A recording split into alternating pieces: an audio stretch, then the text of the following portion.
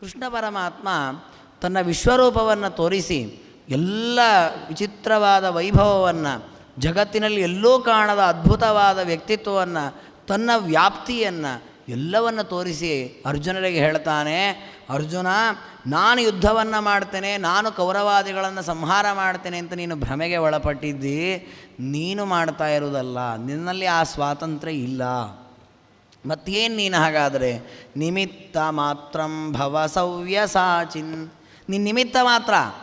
ಈ ಎದುರಿಗಿರತಕ್ಕ ಭೀಷ್ಮಾದಿಗಳೆಲ್ಲರನ್ನ ಸಂಹಾರ ಮಾಡೋ ನಾನೇ, ನೀನಲ್ಲ.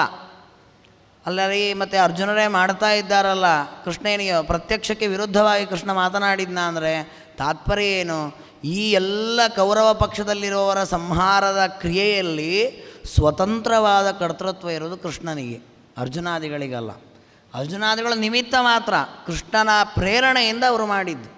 ಹಾಗಾದರೆ ನಿಮಿತ್ತ ಮಾತ್ರಂ ಭವ ಸವ್ಯಸಾಚಿನ್ ಅಂಥೇಳಿ ಎದುರಿಗೆ ಅರ್ಜುನರು ನೇರವಾಗಿ ಭೀಷ್ಮಾದಿಗಳ ಜೊತೆಗೆ ಯುದ್ಧ ಮಾಡ್ತಾ ಇದ್ದರೂ ಕೂಡ ಕೃಷ್ಣ ಹೇಳಿದ್ದೇನಂತ, ನೀನು ಮಾಡ್ತಾ ಇರೋದಲ್ಲ, ನೀನು ನಿಮಿತ್ತ, ನಾನು ನಿನ್ನ ಮೂಲಕ ಮಾಡಿಸ್ತಾ ಇದ್ದೇನೆ. ಹಾಗಾದರೆ ಈ ಒಂದು ವಾಕ್ಯದ ಮೂಲಕ ಕೃಷ್ಣ ಪರಮಾತ್ಮ ಅರ್ಜುನರನ್ನು ತನ್ನ ಅಧೀನ ಅಂತ ತೋರಿಸಿಕೊಟ್ಟ. ಇದು ಹೇಗೆ ಈ ಮಾತಿನ ಮೂಲಕ ಕೃಷ್ಣ ಪರಮಾತ್ಮ ಪ್ರತ್ಯಕ್ಷವಾಗಿಯೇ ತನ್ನ ಅಧೀನತ್ವವನ್ನು ತೋರಿಸಿದ್ನೋ, ಅದೇ ರೀತಿ ತತ್ವಮಸಿ ಅನ್ನುವಂತಹ ವಾಕ್ಯಗಳಲ್ಲಿಯೂ ಕೂಡ ಪರಮಾತ್ಮನ ಅಧೀನವಾಗಿ ಜೀವ ಇದ್ದಾನೆ ಅಂತ ತಿಳಿದುಕೊಳ್ಳಬೇಕು ಅಂತ ವೇದ ಮಂತ್ರದ ಅರ್ಥವನ್ನು ಗೀತೆ ಹೇಗೆ ತೋರಿಸಿಕೊಡುತ್ತದೆ ಅಂತ ತಿಳಿಸಿಕೊಟ್ಟಿದ್ದಾರೆ. ಈ ಪ್ರಸಂಗದಲ್ಲಿ ಈ ವಿಶ್ವರೂಪದ ಸಾಕ್ಷಾತ್ಕಾರವನ್ನು ವರ್ಣನೆ ಮಾಡುವಾಗ ಇನ್ನೊಂದು ಅಂಶವನ್ನು ನಾವು ಗಮನಿಸಬೇಕು. ಏನು ಅಂತಂದರೆ, ಈ ವಿಶ್ವರೂಪವನ್ನು ಅರ್ಜುನರು ನೋಡ್ತಾ ಇದ್ದಾರೆ. ನೋಡುವಾಗ ಕೃಷ್ಣನೊಟ್ಟಿಗೆ ನಡೆದ ಸಂವಾದ ಇದೆಲ್ಲ, ಇದು ಅಪ್ರಾಮಾಣಿಕವಾದದ್ದಲ್ಲ. ಯಾಕೆಂದರೆ ಅವರು ಯಾವ ಕಣ್ಣಿನಿಂದ ನೋಡಿದರು? ಆರಂಭದಲ್ಲಿಯೇ ಬಂದಿದೆ, ದಿವ್ಯಂ ದದಾಮಿತಿ ಚಕ್ಷು ಅಂತ. ಹಾಗಾಗಿ ದಿವ್ಯ ಚಕ್ಷುಸ್ಸಿನಿಂದ, ಅಂದರೆ ಸಾಮಾನ್ಯ ಕಣ್ಣಿನಿಂದಲೇ ನಾವು ಸತ್ಯವನ್ನು ಗ್ರಹಿಸ್ತಾ ಇರ್ತೇವೆ, ಸುಳ್ಳನ್ನು ಗ್ರಹಿಸ್ತೇವೆ, ಇಲ್ಲ ಅಂತಲ್ಲ, ತಪ್ಪಾದದ್ದನ್ನು ಗ್ರಹಿಸುವಂತೆ ಸರಿಯಾದದ್ದನ್ನು ಗ್ರಹಿಸ್ತೇವೆ. ಅಂಥದ್ರಲ್ಲಿ ಪರಮಾತ್ಮ ದಿವ್ಯ ಕಣ್ಣನ್ನು ಕೊಟ್ಟಾಗ ಅರ್ಜುನರಿಗೆ ಬಂದ ತತ್ವಜ್ಞಾನ ಏನು ಅಂದರೆ, ನಾನು ಸ್ವತಂತ್ರವಾಗಿ ಯಾರ ಜೊತೆಗೂ ಯುದ್ಧ ಮಾಡ್ತಾ ಇರೋದಲ್ಲ, ನಾನು ಅಸ್ವತಂತ್ರ, ಪರಮಾತ್ಮನ ಅಧೀನವಾಗಿ ಮಾಡ್ತಾ ಇದ್ದೇನೆ. ಹಾಗಾದರೆ ತತ್ವಮಸಿ ಅನ್ನುವಂತಹ ವೇದವಾಕ್ಯಕ್ಕೆ ಪಾರಮಾರ್ಥಿಕವಾಗಿ ಅಥವಾ ಎಲ್ಲ ಶಾಸ್ತ್ರಗಳ ಆಂತರ್ಯದಲ್ಲಿ ನಾವು ಅದರ ಅರ್ಥವನ್ನು ಚಿಂತನೆ ಮಾಡೋದಾದರೆ, ಗೀತೆಯ ಆಂತರ್ಯದಲ್ಲಿ ಅರ್ಥವನ್ನು ಚಿಂತನೆ ಮಾಡೋದಾದರೆ ಪರಮಾತ್ಮನ ಅಧೀನನಾಗಿ ಜೀವ ಇದ್ದಾನೆ. ಹಾಗೆ ತಿಳಿದಾಗ ಪೂರ್ವಾಪರ ವಾಕ್ಯಗಳಲ್ಲಿಯೂ ವಿರೋಧ ಕಾಣೋದಿಲ್ಲ. ಇದನ್ನೂ ಕೂಡ ಸ್ವಾಮಿಗಳು ಸಮರ್ಥನೆ ಮಾಡಿ ಕೊಡುತ್ತಾರೆ. ಹೇಗೆ ಅಂತಂದರೆ ನೋಡಿ, ತತ್ವಮಸಿ ಅನ್ನುವ ವೇದವಾಕ್ಯ ಏನಿದೆ ಉಪನಿಷತ್ತಿನಲ್ಲಿ, ಅದರ ಪೂರ್ವದಲ್ಲಿ ಬರತಕ್ಕ ಒಂದು ವಾಕ್ಯ ಏನು ಅಂದರೆ, ಸದೇವ ಸೌಮ್ಯೇದಮಗ್ರಾಸೀತ್ ಏಕಮೇವ ಅದ್ವಿತೀಯಂ ಬ್ರಹ್ಮ ಅಂತ ಒಂದು ವಾಕ್ಯ ಇದೆ. ಸಾಮಾನ್ಯವಾಗಿ ಏಕಮೇವ ಅದ್ವಿತೀಯಂ ಬ್ರಹ್ಮ ಅನ್ನೋ ವಾಕ್ಯ ಒಂದು ಸ್ವಲ್ಪ ಪ್ರಸಿದ್ಧವಾದ ವಾಕ್ಯ. ಈ ವಾಕ್ಯದಲ್ಲಿ ಏನಿದೆ ಅಂದರೆ, ಏಕಮೇವ ಅಂತ ಒಂದು ಶಬ್ದ ಇದೆ. ಅಂದರೆ ಏಕಮೇವ, ಒಂದೇ ವಸ್ತು, ಅದು ಯಾವುದು? ಬ್ರಹ್ಮ. ಹೇಗಿದೆ? ಅದ್ವಿತೀಯ, ದ್ವಿತೀಯ ವಸ್ತು ರಹಿತವಾಗಿ ಇದೆ. ಅಂದರೆ ಸಾಮಾನ್ಯ ಆ ಶಬ್ದ ನೋಡುವಾಗ ನಮಗೆ ಅನಿಸೋದೇನು ಅಂದರೆ, ಒಂದೇ ವಸ್ತು ಇರೋದು, ಎರಡನೇ ವಸ್ತುವೇ ಇಲ್ಲ, ಅದು ಬ್ರಹ್ಮ. ಹಾಗಾದರೆ ಬ್ರಹ್ಮ ವಸ್ತು ಮಾತ್ರ ಇದೆ, ಬೇರೆ ಯಾವ ವಸ್ತುವೂ ಇಲ್ಲ ಅಂತ ಸಾಮಾನ್ಯ ಸಂಸ್ಕೃತ ಕಲಿತವರಿಗೆ ಈ ಶಬ್ದಗಳನ್ನು ನೋಡಿದಾಗ ಅರ್ಥ ಬರ್ತದೆ. ಆದರೆ ಮಧ್ವಾಚಾರ್ಯರು ಆ ರೀತಿ ಅರ್ಥವನ್ನು ಮಾಡಲಿಲ್ಲ. ಯಾಕೆಂದರೆ ಸಾಮಾನ್ಯರಿಗೆ ತೋರುವಂತೆ ಅರ್ಥ ಉಪನಿಷತ್ತುಗಳಲ್ಲಿ ಹೇಳಿರೋದಿಲ್ಲ. ಉಪನಿಷತ್ತುಗಳೆಲ್ಲ ಅದೆಲ್ಲ ಗೌಪ್ಯಶಾಸ್ತ್ರ, ಅಲ್ಲಿ ಗೂಢವಾಗಿ ತತ್ವವನ್ನು ಒಳಗೆ ಇಟ್ಟು ಉಪದೇಶ ಮಾಡಿರ್ತಾರೆ. ಹಾಗಾದ್ರೆ ಆ ಮಂತ್ರಕ್ಕೆ ಅರ್ಥ ಏನು ಅಂದರೆ, ಆಚಾರ್ಯ ಹೇಳಿದರು, ಅದ್ವಿತೀಯ ಅನ್ನುವ ಶಬ್ದಕ್ಕೆ ಅರ್ಥ ಏನು ಅಂದರೆ, ಪರಮಾತ್ಮನಿಗೆ ಸದೃಶರಾದವರು ಯಾರೂ ಇಲ್ಲ. ಈಗ ನಾವು ಕೆಲವೊಮ್ಮೆ ಮಾತನಾಡ್ತಾ ಹೇಳ್ತಾರೆ, ಈ ಊರಲ್ಲಿ ಅವನೊಬ್ಬನೇ ರೀ, ಬೇರೆ ಯಾರೂ ಮಾಡಲಿಕ್ಕಾಗಲ್ಲ ಅನ್ನೋ ಅರ್ಥದಲ್ಲಿ ಹೇಳೋದೇನಂತ, ಈ ಊರಲ್ಲಿ ಅವನೊಬ್ಬನೇ, ಯಾಕೆ ಊರಲ್ಲಿ ಬೇರೆ ಯಾರು ಇಲ್ಲವೇ ಇಲ್ಲ, ಸಾವಿರಾರು ಜನ ಇರ್ತಾರೆ. ಹೇಳೋದೇನಂತ, ಅವನೊಬ್ಬನಿಂದ ಮಾತ್ರ ಈ ಕಾರ್ಯ ಸಾಧ್ಯ, ಉಳಿದವರು ಅಷ್ಟು ಸಮರ್ಥರಲ್ಲ ಅನ್ನುವ ಅಭಿಪ್ರಾಯದಲ್ಲಿ ಆ ರೀತಿಯ ವ್ಯವಹಾರವನ್ನು ಮಾಡ್ತೇವೆ. ಅಂದರೆ ನಿನಗೆ ಸದೃಶ ಇಲ್ಲ ಅನ್ನುವ ಅರ್ಥದಲ್ಲಿ ಅದ್ವಿತೀಯ ಶಬ್ದವನ್ನು ಪ್ರಯೋಗ ಮಾಡೋದು ಲೋಕದಲ್ಲಿ ಕಂಡಿದೆ.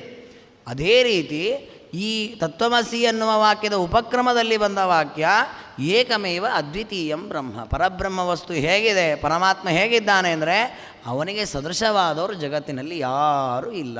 ನೋಡಿ, ಆಚಾರ್ಯರು ಮಾಡಿದ ಅರ್ಥ ಎರಡನೇ ವಸ್ತು ಇಲ್ಲ ಅಂತಲ್ಲ, ಎರಡನೇ ವಸ್ತು, ಮೂರನೇ ವಸ್ತು, ನಾಲ್ಕನೇ ವಸ್ತು, ಸಾವಿರಾರು ವಸ್ತುಗಳು ಜಗತ್ತಿನಲ್ಲಿ ಇರಬಹುದು, ಆದರೆ ಪರಮಾತ್ಮನಿಗೆ ಸದೃಶವಾದ ವಸ್ತು ಮತ್ತೊಂದು ಇಲ್ಲ.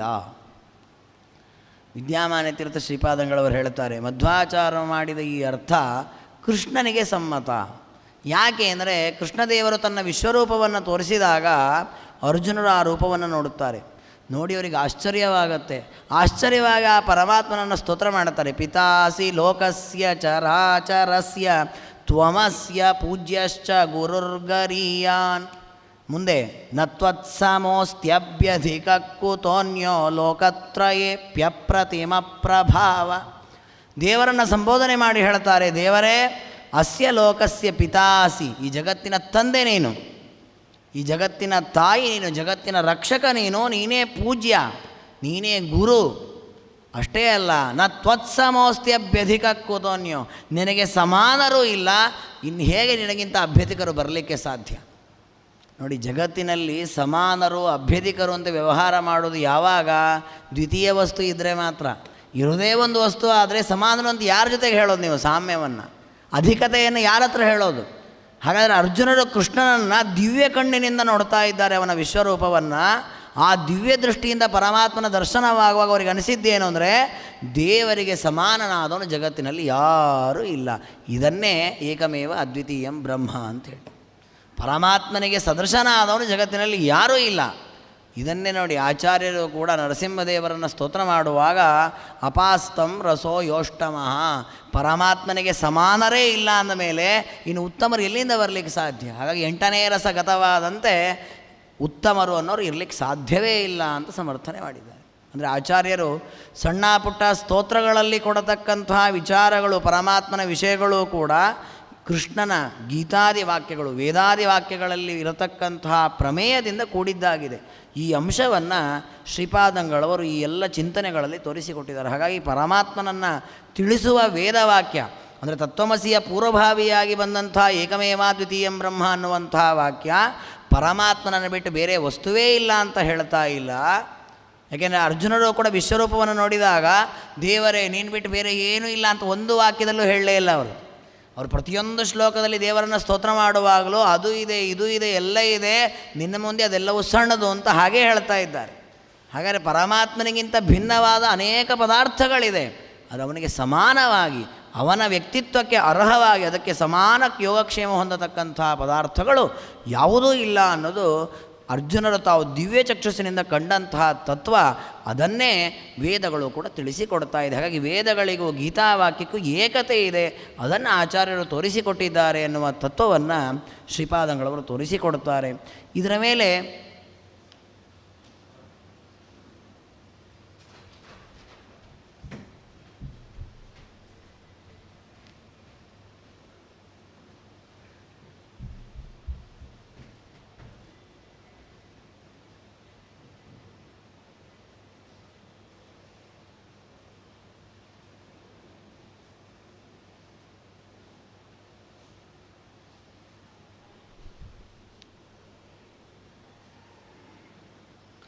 ಇದರ ಮೇಲೆ ಮತ್ತೊಂದು ಆಕ್ಷೇಪ ಬರಲಿಕ್ಕೆ ಅವಕಾಶ ಇದೆ. ಏನು ಅಂತಂದರೆ, ಕೆಲವರದೊಂದು ವಾದ ಇದೆ. ಈ ಪರಮಾತ್ಮ ಏನು ವಿಶ್ವರೂಪದ ದರ್ಶನವನ್ನು ಅರ್ಜುನರಿಗೆ ಮಾಡಿಸಿದ, ಅರ್ಜುನರಿಗೇನು ಪರಮಾತ್ಮನ ವಿಶ್ವರೂಪದ ಸಾಕ್ಷಾತ್ಕಾರವಾಯಿತು, ಇದು ಅತ್ಯಂತ ಶ್ರೇಷ್ಠವಾದ ಜ್ಞಾನ ಅಲ್ಲ ಇದು ಅಂತ. ಅಂದರೆ ಜ್ಞಾನಗಳಲ್ಲಿಯೂ ಉತ್ತಮ ಜ್ಞಾನ, ಮಧ್ಯಮ ಜ್ಞಾನ, ಅಧಮ ಜ್ಞಾನ ಅಂತೆಲ್ಲ ಇರ್ತದೆ. ಅಂದರೆ ಅಧಿಕಾರಿಗಳ ಮೇಲೆ ಡಿಪೆಂಡ್ ಆಗುತ್ತೆ. ಉತ್ತಮರಾದವರಿಗೆ ಪರಮಾತ್ಮನ ನಿರ್ಗುಣ ಉಪಾಸನೆ, ನಿರ್ಗುಣ ಸಾಕ್ಷಾತ್ಕಾರವಾಗಲಿಕ್ಕಾಗತ್ತೆ. ಯಾರಿಗೆ ಅಷ್ಟು ದೊಡ್ಡ ಯೋಗ್ಯತೆ ಇಲ್ಲ, ಮಧ್ಯಮರಿದ್ದಾರೆ ಅಥವಾ ಅಧಮರಿದ್ದಾರೆ, ಅವರಿಗೆ ನಿರ್ಗುಣ ಚಿಂತನೆ ಮಾಡುವ ಸಾಮರ್ಥ್ಯ ಇಲ್ಲ, ಅಂಥವರಿಗಾಗಿ ಪರಮಾತ್ಮ ತನ್ನ ಸಗುಣ ರೂಪವನ್ನು ತೋರಿಸಿದ, ಅದರಲ್ಲಿ ಭೇದವನ್ನು ತೋರಿಸಿದ, ಅದರಲ್ಲಿ ಜಗತ್ತಿನ ಸತ್ಯತ್ವವನ್ನು ತೋರಿಸಿದ. ಇದೆಲ್ಲವೂ ಕೂಡ ಏನು ಅಂದರೆ ಇದು ಸಗುಣ ಸ್ತರದಲ್ಲಿ ಇರುವಂತಹದ್ದು. ಇದನ್ನು ಮೀರಿ ನಾವು ಯಾವಾಗ ನಿರ್ಗುಣ ಸ್ತರಕ್ಕೆ ಹೋಗ್ತೇವೆ ಆಗ ಇದು ಯಾವುದೂ ಇರೋದಿಲ್ಲ. ಹಾಗೆ ವಿಶ್ವರೂಪದ ಸಾಕ್ಷಾತ್ಕಾರ ಏನು ಅರ್ಜುನರಿಗೆ ಆಗಿದೆ, ಇದು ಪಾರಮಾರ್ಥಿಕವಾದ ದರ್ಶನ ಅಲ್ಲ ಅನ್ನುವ ರೀತಿಯಲ್ಲಿ ವಾದ ಮಾಡುವವರು ಇದ್ದಾರೆ. ಆದರೆ ಈ ರೀತಿಯಲ್ಲಿ ವಾದ ಮಾಡುವುದು ಸರಿಯಲ್ಲ. ಯಾಕೆ ಅಂತಂದರೆ ಸ್ವಾಮಿಗಳು ಹೇಳುತ್ತಾರೆ, ಇಲ್ಲಿ ಆ ಪರಮಾತ್ಮನ ರೂಪವನ್ನು ನೋಡುವಾಗ ಅರ್ಜುನರು ದಿವ್ಯ ಚಕ್ಷುಸ್ಸಿನಿಂದ ನೋಡಿದ್ದಾರೆ ಅನ್ನೋದು ಒಂದು ಅಂಶ.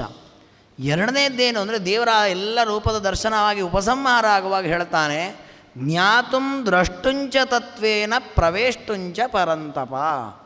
ಈ ರೂಪವನ್ನು ತಿಳ್ಕೊಳ್ಳಿಕ್ಕಾಗಲಿ. ಹೇಗೆ ತಿಳ್ಕೊಳ್ಳೋದು? ಸುಮ್ಮನೆ ತಿಳ್ಕೊಳ್ಳೋದಲ್ಲ. ಜ್ಞಾತುಂ ತತ್ವೇನ ಜ್ಞಾತುಂ ತತ್ವೇನ ದ್ರಷ್ಟುಂ ತತ್ವೇನ ಪ್ರವೇಷ್ಟುಂ. ಈ ತತ್ವ ಶಬ್ದ ಏನಿದೆ ಇದು ಬಹಳ ಅಪೂರ್ವವಾದ ಶಬ್ದ. ಯಾಕೆಂದ್ರೆ ತತ್ವ ಅನ್ನುವಂಥದ್ದು ಪಾರಮಾರ್ಥಿಕವಾದ ವಸ್ತು.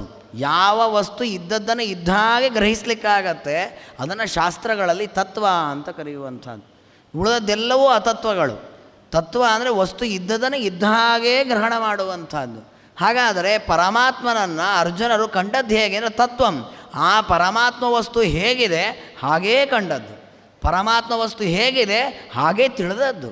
ಹಾಗಾದರೆ ಅರ್ಜುನರು ತಾವು ಕಂಡದ್ದು ವಿಶ್ವರೂಪವನ್ನು ಯಾವುದೋ ಒಂದು ಅವಸ್ಥೆಯಲ್ಲಿಯೋ ಯಾವುದೋ ಒಂದು ಜ್ಞಾನ ಮಟ್ಟದಲ್ಲಿಯೋ ಅಲ್ಲ, ಆ ಪರಮಾತ್ಮ ವಸ್ತು ಹೇಗಿದೆಯೋ ಹಾಗೇ ಗ್ರಹಿಸಿದ್ದಾರೆ ಅಂತ ಗೀತೆಯಲ್ಲೇ ಬಂದಿರೋದರಿಂದಾಗಿ ವಿಶ್ವರೂಪ ದರ್ಶನವನ್ನು ಇದು ಅಜ್ಞಾನಿಗಳಿಗೋಸ್ಕರ ತೋರಿಸಿದ್ದೋ ಅಥವಾ ಇದು ನಿರ್ಗುಣ ಸಾಕ್ಷಾತ್ಕಾರದ ಪೂರ್ವಭಾವಿಯಾದ ಸಾಕ್ಷಾತ್ಕಾರ ಅಂತ ಹೇಳುವುದು ಸರಿಯಲ್ಲ ಅಂತ ಗೀತೆಯ ವಾಕ್ಯದಿಂದಲೇ ಸ್ವಾಮಿಗಳು ತಿಳಿಸಿದ್ದಾರೆ. ಇದರ ಜೊತೆಗೆ ಮತ್ತೊಂದು ಗಮನಿಸಬೇಕಾದ ಅಂಶ ಏನು ಅಂದರೆ, ಸ್ವಲ್ಪ ನಾವು ಬುದ್ಧಿವಂತಿಕೆಯಿಂದ ಭಗವದ್ಗೀತೆಯ ಶ್ಲೋಕಗಳನ್ನು ಮೊದಲಿನಿಂದ ಕೊನೆ ತನಕ ನಾವು ಅವಲೋಕನ ಮಾಡ್ತಾ ಬಂದರೆ ಅದನ್ನು ಸ್ವಾಮಿಗಳು ಬರೀತಾರೆ. ಎಲ್ಲಿಯಾದರೂ ನಿರ್ಗುಣ ಸಾಕ್ಷಾತ್ಕಾರವನ್ನು ಪರಮಾತ್ಮ ಹೇಳಿದ್ದಾನ ಅಥವಾ ಅದನ್ನು ಯಾರ್ಯಾರಿಗಾರು ಅರ್ಜುನರಿಗೆ ತೋರಿಸಿದ್ದಾನ ಕೃಷ್ಣ ಪರಮಾತ್ಮ? ಯಾಕೆಂದರೆ ದೇವರು ಅನೇಕ ಶ್ಲೋಕಗಳಲ್ಲಿ ಉಪದೇಶ ಮಾಡಿದ್ದಾನೆ.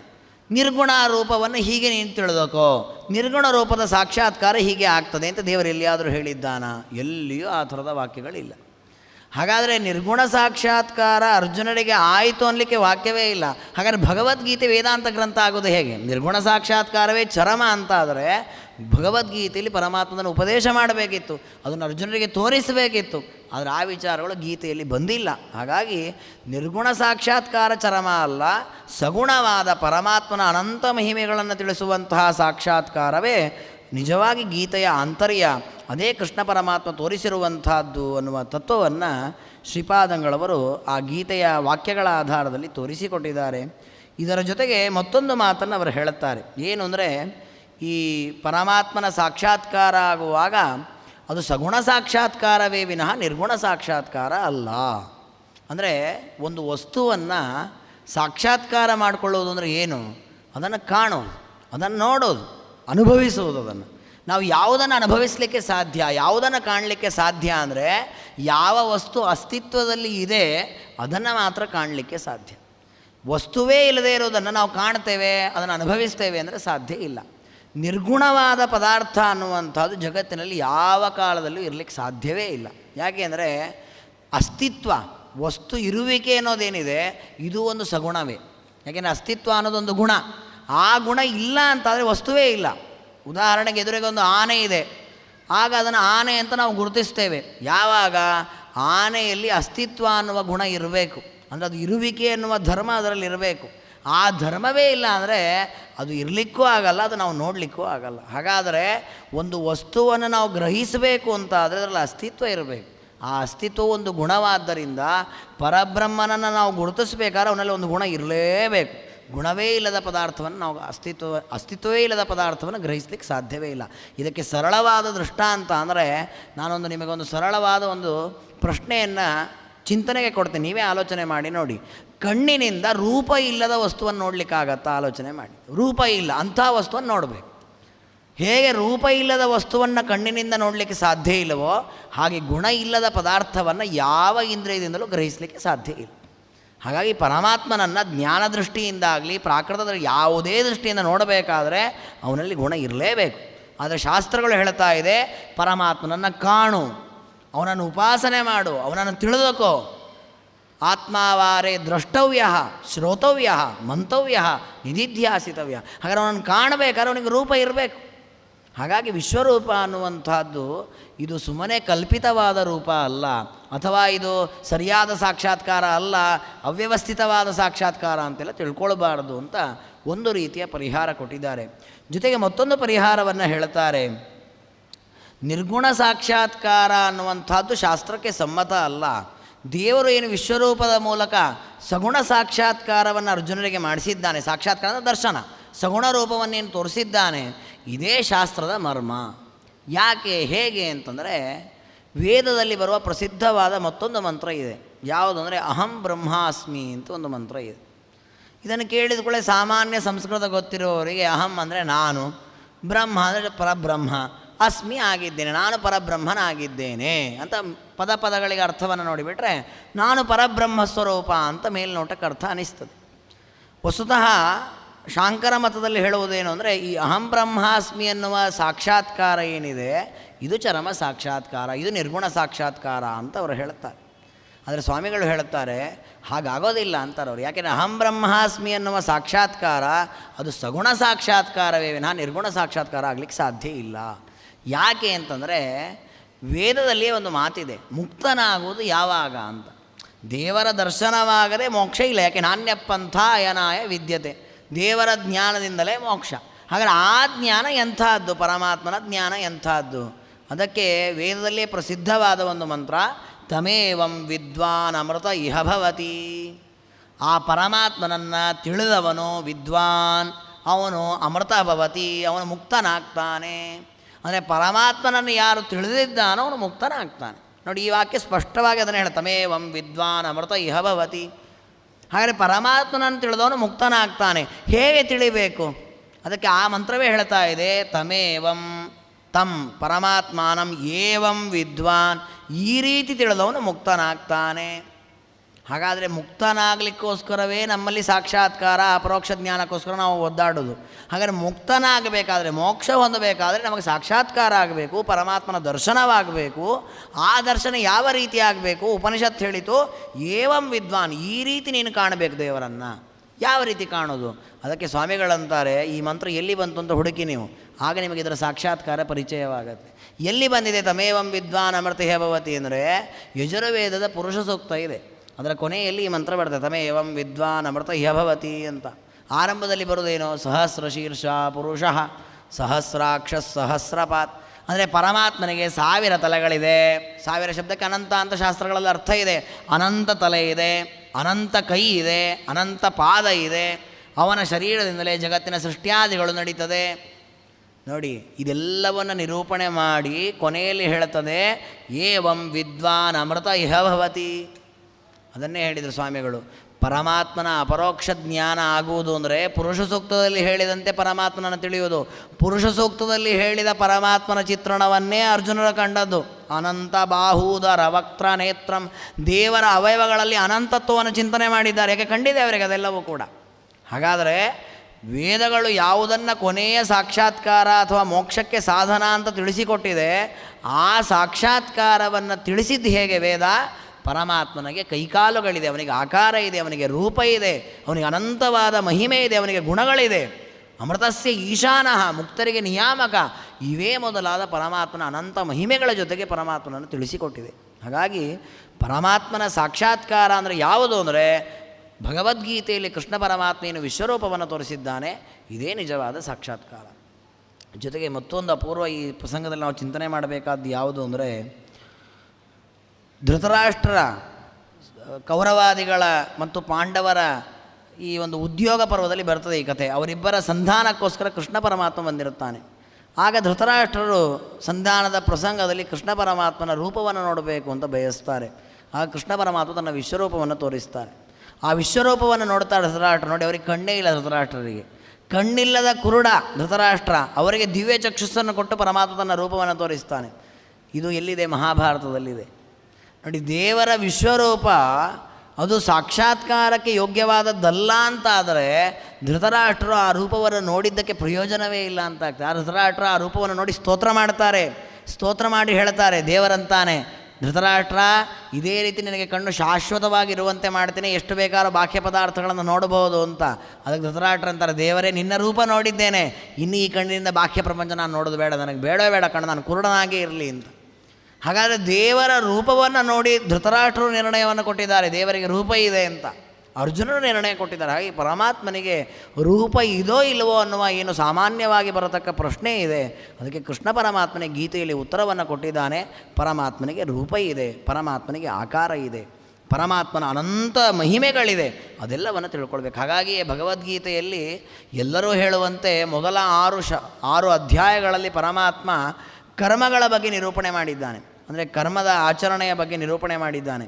ಕರ್ಮಗಳನ್ನು ಹೇಗೆ ಆಚರಿಸಬೇಕು, ಜ್ಞಾನಕ್ಕೆ ಸಾಧನ ಯಾವುದು ಎಲ್ಲ ನಿರೂಪಣೆ ಮಾಡಿದ್ದಾನೆ. ಅಷ್ಟೆಲ್ಲ ನಿರೂಪಣೆ ಮಾಡಿದ ಪರಮಾತ್ಮ ಮುಂದಿನ 6 ಅಧ್ಯಾಯಗಳಲ್ಲಿ ದೇವರು ಹೇಳಿದ್ದೆ ಅಂದರೆ ತನ್ನ ಮಹಿಮೆಗಳನ್ನೇ ಜ್ಞಾನೋಪದೇಶ ಮಾಡಿದ. ನನ್ನನ್ನು ಹೇಗೆ ತಿಳ್ಕೊಳ್ಬೇಕು, ನನ್ನನ್ನು ಹೇಗೆ ಉಪಾಸನೆ ಮಾಡಬೇಕು, ಯಾವ ರೀತಿ ನನ್ನನ್ನು ಚಿಂತನೆ ಮಾಡಬೇಕು ಅಂತ. ಅದು ಬರೀ 6 ಅಧ್ಯಾಯಕ್ಕೆ ಸಾಕಾಗೋದಿಲ್ಲ ಅಂಥೇಳಿ ಮುಂದಿನ ಅಧ್ಯಾಯಗಳಲ್ಲೂ ಕರ್ಮಗಳ ಮಧ್ಯಮದಲ್ಲಿ ತನ್ನ ತತ್ವಗಳನ್ನು ಉಪದೇಶ ಮಾಡ್ತಾ ಹೋಗಿದ್ದಾನೆ. ಹಾಗೆ ಇದನ್ನೆಲ್ಲ ನೋಡುವಾಗ ಪರಮಾತ್ಮನ ವ್ಯಕ್ತಿತ್ವ ಎಂಥದ್ದು ಅಂತ ಗೊತ್ತಾಗ್ತದೆ. ಹಾಗಾಗಿ ಶ್ರೀಪಾದಂಗಳವರು ಗೀತೆಯಲ್ಲಿ ಬರತಕ್ಕಂತಹ ಹಲವು ವಿಚಾರಗಳು ಯಾವ ಸಂದೇಶವನ್ನು ಕೊಡುತ್ತದೆ ಅಂತ ಹೇಳುತ್ತಾರೆ. ನೋಡಿ, ನಮ್ಮ ಮಧ್ವ ಸಿದ್ಧಾಂತದಲ್ಲಿ ಒಂದು ಕ್ರಮ ಇದೆ. ಏನು ಅಂತಂದರೆ, ನೀವು ಯಾವುದೇ ಕರ್ಮಾಚರಣೆಯನ್ನು ಮಾಡಿದರೂ ಕೂಡ ಅದನ್ನು ಪರಮಾತ್ಮನಿಗೆ ಸಮರ್ಪಣೆ ಮಾಡಬೇಕು ಅಂತ ಒಂದು ಕ್ರಮ. ನಾವು ರಾಮದೇವರ ರಾಮನವಮಿ ಪ್ರಯುಕ್ತ ಉತ್ಸವ ಮಾಡಲಿ, ಆಚರಣೆ ಮಾಡಲಿ, ಪೂಜಾದಿಗಳನ್ನು ಮಾಡಲಿ, ವೇದವ್ಯಾಸ ಜಯಂತಿ ಅಂತ ವೇದವ್ಯಾಸ ದೇವರ ಪೂಜೆ ಮಾಡಲಿ, ಯಾವುದನ್ನೇ ಮಾಡಲಿ ಅರ್ಪಣೆ ಮಾಡೋದು ಶ್ರೀಕೃಷ್ಣಾರ್ಪಣಮಸ್ತು ಅಂತ. ಯಾವುದೇ ಮಾಡಿದರೂ ಕೂಡ. ಯಾಕೆ ಅಂದರೆ ಗೀತೆಯಲ್ಲಿ ಕೃಷ್ಣ ಪರಮಾತ್ಮ ಒಂದು ಮಾತನ್ನು ಹೇಳ್ತಾನೆ, ಯತ್ಕರೋಷಿ ಯದಶ್ನಾಸಿ ಯಜ್ಜುಹೋಸಿ ದದಾಸಿ ಯತ್ ತಪಸ್ಯಸಿ ಕೌಂತೆಯ ತತ್ಕುರುಷ್ವ ಮದರ್ಪಣಂ. ಸಾಮಾನ್ಯವಾಗಿ ನಮಗನಿಸ್ತದೆ, ಬೇಕಾದಷ್ಟು ದೇವರ ರೂಪಗಳಿರುವಾಗ ರಾಮಾರ್ಪಣ ವಸ್ತು, ಮತ್ಸ್ಯಾರ್ಪಣ ವಸ್ತು ಏನೋ ಹೇಳಬಹುದು, ಕೃಷ್ಣಾರ್ಪಣ ವಸ್ತು ಅನ್ನೋದನ್ನು ಯಾಕೆ ಹೇಳಬೇಕು? ಕೆಲವರು ಬ್ರಹ್ಮಾರ್ಪಣ ಅಂತಾರೆ, ಪರಮೇಶ್ವರಾರ್ಪಣ ಅಂತಾರೆ, ಮತ್ತೇನೇನೋ ಅಂತಾರೆ. ನೀವು ಕೃಷ್ಣಾರ್ಪಣ ವಸ್ತು ಅಂತಲೇ ಯಾಕೆ ಹೇಳ್ತೀರಿ ಅಂತ. ಅದು ನಾವು ಮಾಡಿಕೊಂಡ ನಿಯಮ ಅಲ್ಲ, ಕೃಷ್ಣದೇವರು ಹಾಕಿಕೊಟ್ಟ ನಿಯಮ. ಸನಾತನ ಧರ್ಮದವರಿಗೆ ಯಾವ ರೀತಿ ದೇವರಿಗೆ ಸರ್ವ ಸಮರ್ಪಣೆಯನ್ನು ಮಾಡಬೇಕು ಅಂತ ತೋರಿಸಿಕೊಟ್ಟದೇ ಕೃಷ್ಣ ಪರಮಾತ್ಮ. ಅವನು ಹೇಳಿದ, ನೀನೇನೇ ಕರ್ಮವನ್ನು ಮಾಡು, ಅವರಿವರಿಗೆ ಅರ್ಪಿಸಬೇಡ, ನನಗರ್ಪಿಸು, ತತ್ಕುರುಷ್ವ ಮದರ್ಪಣಂ. ಹಾಗೆ ಕೃಷ್ಣ ಪರಮಾತ್ಮನ ಸಂದೇಶ ಏನಿದೆ ಅದನ್ನು ಜೀವನದಲ್ಲಿ ರೂಢಿಸಿಕೊಂಡಾಗ ಮಾತ್ರ ನಾವು ನಿಜವಾಗಿ ಕೃಷ್ಣ ಪರಮಾತ್ಮನ ಸಂದೇಶವನ್ನು ಕೇಳಿದ ಭಕ್ತರು. ಇಲ್ಲದಿದ್ದರೆ ಏನು, ಶಾಲೆಯಲ್ಲಿ ಮಕ್ಕಳು ಪಾಠ ಕೇಳ್ತಾರೆ, ಮೇಲೆ ಎಲ್ಲ ಮರೆತು ಬಿಡ್ತಾರೆ. ಹಾಗೆ ಆಯಿತು ನಮ್ಮ ಪರಿಸ್ಥಿತಿ. ಹಾಗಾಗಬಾರ್ದು. ಹಾಗೆ ಕೃಷ್ಣ ಪರಮಾತ್ಮನ ಸಂದೇಶ ನಮ್ಮ ಜೀವನದಲ್ಲಿ ನಡಿಬೇಕದು. ಅದನ್ನು ಜೀವನದಲ್ಲಿ ಪ್ರತಿಕ್ಷಣ ನೆನಪಲ್ಲಿ ಇಟ್ಕೊಳ್ಬೇಕು. ಅದಕ್ಕೋಸ್ಕರವಾಗಿ ಕೃಷ್ಣ ಪರಮಾತ್ಮ ಕೊಟ್ಟ ಸಂದೇಶವನ್ನು ಯಾವಾಗಲೂ ಮೆಲುಕು ಹಾಕಬೇಕು.